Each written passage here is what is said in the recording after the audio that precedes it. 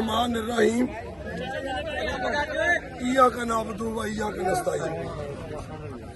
अल्लाह तेरी इबादत करते हैं और तुझी से मदद मांगते हैं, इन्हां काफिरों को नहीं। मेरे प्यारे भाईओ, तुहानू भी पता आप किस हालात च इलैक्शन लड़िया, तुहानू भी पता मैं किस हालात च जनाब वतनी कट्टी, तुहानू भी पता मैं किस हालात च जेल कट्टी कि मैं यजीद के सामने सर तस्लीम नहीं की।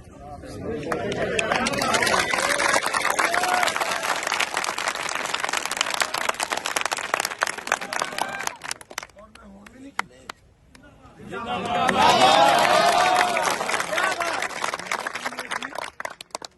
6 बजे तक तू जितेगा, 6 बजे तो बाद जित साडी होएगी।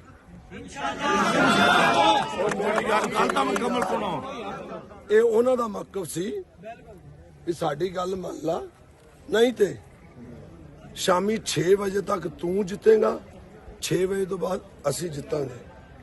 ਤੇ ਗੱਲ ਹੋਈ ਆ ਰਾਤ ਦੇ ਇੱਕੋ ਹੀ ਗੱਲ ਤੇ ਆ ਕਿ ਅੱਜ ਵੀ ਗੱਲ ਮੰਨ ਲਾ ਤੇ ਰਿਜ਼ਲਟ ਜੈਨੂਇਨ ਬਾਹਰ ਆ ਜਾਂਦਾ। ਮੈਂ ਲਾਨਤ ਭੇਜਦਾ ਜਾਲੀ ਰਿਜ਼ਲਟ ਤੇ। डॉक्टर साहब मैं एक जरूर कहूँगा, मैं तेरी जगह ते हुंदा ना, मैनू कसमें पैदा करने वाले दी मैं कहंदा नहीं, मैं इन्ना मजलूमां दा हक खो के मैं चुदराहट नहीं लड़ी।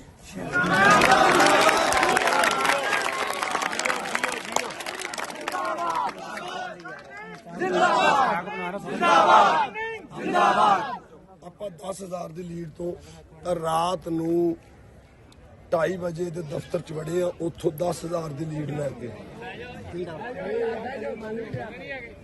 ਹੁਣ ਫਾਈਨਲ ਕੀ ਕਹਿੰਦੇ ਆ ਕਿ ਜੇ ਤੂੰ ਨਹੀਂ ਮੰਨਣਾ ਤੇ ਫਿਰ ਅਸੀਂ ਤੈਨੂੰ ਹਰਾਉਣਾ ਵਾ। ਹਜੇ ਵੀ ਫੈਸਲਾ ਕਰ ਲਾ ਬਾਰ-ਬਾਰ ਅੰਦਰ ਬੁਲਾ ਕੇ। ਇਹ ਕਹਿੰਦਾ ਨਹੀਂ, एक गल मेरी सुन ला एसी साहब, मैं अंदर गया हूं,